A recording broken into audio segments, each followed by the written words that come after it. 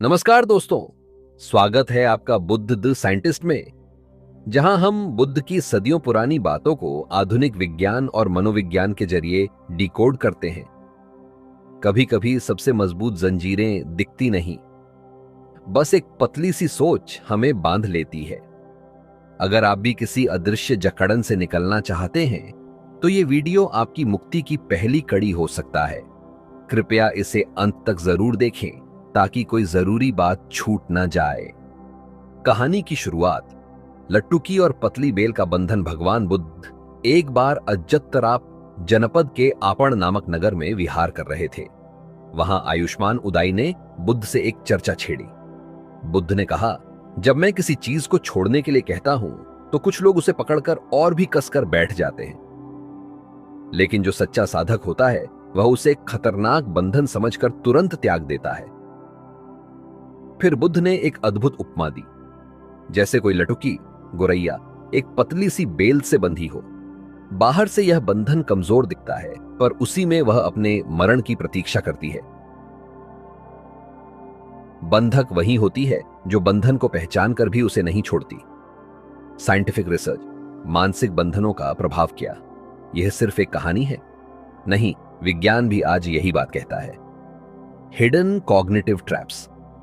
Smart बंधन की विज्ञान हार्वर्ड मेडिकल स्कूल की एक रिसर्च के अनुसार, छोटी छोटी आदतें और सोच के पैटर्न जो हमें नुकसान पहुंचाते हैं, अक्सर हमारी सोच में इतने गहरे बैठे होते हैं कि हम उन्हें बंधन नहीं मानते। इन्हें कहा जाता है कॉग्निटिव बायस लूप, सीए। हमारी चेतना को रिपीट मोड में चलाते हैं बिना किसी बदलाव या जागरूकता के। Amygdala hijack.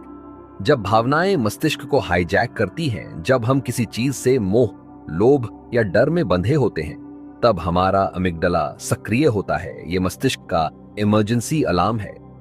यह हमारे प्रीफ्रंटल कॉर्टेक्स, जो सोच समझ का भाग है, को ब्लॉक कर देता है। नतीजा, हम तर्क करना बंद कर देते हैं और उसी बंधन के आसपास चक्कर काटते रहते हैं, जैसे लटुकी उस बेल के चारों ओर। भगवान बुद्ध कहते हैं, 4 प्रकार के लोग होते हैं, लेकिन सिर्फ वही व्यक्ति विसंयोगी कहलाता है जो उपधि, मोह, आसक्ति को दुख की जड़ समझकर त्याग देता है। वह व्यक्ति जो मोह से बाहर निकल जाता है, वह किसी भी बंधन से नहीं डरता। काम इंद्रियों के सुख और ध्यान का विज्ञान बुद्ध ने 5 काम गुणों, रूप, शब्द, गंध, रस, स्पर्श को अनार्य सुख कहा। एक ऐसा सुख जो अंत में लालच, द्वेष और दुख में बदलता है। लेकिन 4 ध्यानों की अवस्थाओं को नैष्क्रम्य सुख कहा। एक ऐसा आनंद जो भीतर से आता है और बाहर के किसी भी बंधन पर निर्भर नहीं होता। आधुनिक मनोविज्ञान की पुष्टि स्टैनफोर्ड यूनिवर्सिटी की रिसर्च कहती है, माइंडफुलनेस और डिटैचमेंट दोनों मानसिक वेलनेस के सबसे ऊंचे स्तंभ हैं। जो व्यक्ति छोटी छोटी इच्छाओं से ऊपर उठ जाता है, उसका प्रीफ्रंटल कॉर्टेक्स अधिक एक्टिव होता है और वह ज्यादा स्टेबल, क्रिएटिव और शांत रहता है। ध्यान की कुछ अवस्थाओं को भी बुद्ध ने क्यों अधूरी और अपर्याप्त कहा? क्या मोक्ष ध्यान से भी परे है? ध्यान की अवस्थाओं की गहराई, लेकिन क्या ये पर्याप्त हैं? भगवान बुद्ध कहते हैं, ध्यान की 4 अवस्थाएं होती हैं, लेकिन इनमें से पहले 3 को इंगित यानी अस्थिर कहा गया है, क्योंकि इनमें अब भी कुछ ऐसा बचा होता है जो संपूर्ण रूप से समाप्त नहीं हुआ होता। और फिर चतुर्थ ध्यान को अनिंगित यानी स्थिर कहा गया है, क्योंकि वहां चित्त एकाग्र, शुद्ध और क्लेश रहित हो जाता है। लेकिन क्या यही मोक्ष है?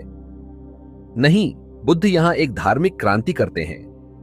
मैं तुम्हें कहता हूं, प्रथम ध्यान से लेकर नेव संज्ञानासंध्यायतन, बोध की सबसे सूक्ष्म अवस्था तक हर एक को अपर्याप्त समझो, क्योंकि इन सबका भी अतिक्रमण जरूरी है। तो फिर अंतिम लक्ष्य क्या है?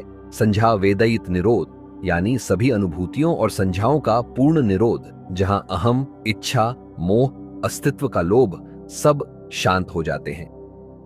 स्टैनफोर्ड विश्वविद्यालय की एक स्टडी बताती है, ध्यान की शुरुआती अवस्थाएं फोकस्ड अटेंशन, ओपन मस्तिष्क के प्रीफ्रंटल कॉर्टेक्स और एंटीरियर सिंगुलेट कॉर्टेक्स को सक्रिय करती है, जो ध्यान, आत्मनियंत्रण और मानसिक स्पष्टता को बढ़ाते हैं। लेकिन डीप मेडिटेशन जैसे बुद्ध का चतुर्थ ध्यान डिफॉल्ट मोड नेटवर्क को सप्रेस करता है।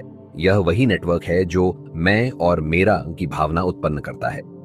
2. सैमुअल्स एंडल 2022 कॉन्शियसनेस स्टडीज।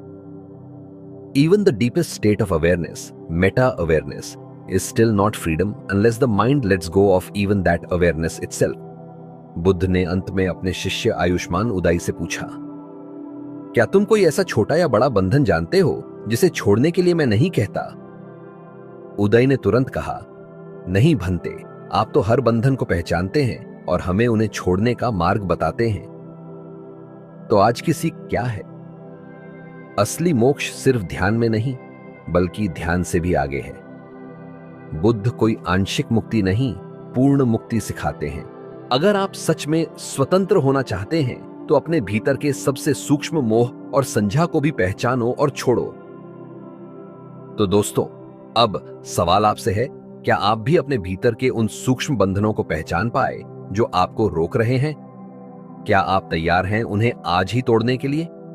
नीचे कमेंट में जरूर बताएं कौन सा बंधन आपको सबसे ज्यादा बांधता है। और हां, अगर आपको यह ज्ञान मूल्यवान लगा हो तो इस वीडियो को अपने दोस्तों के साथ शेयर जरूर करें। शायद किसी और के भीतर भी कोई बंधन टूट जाए।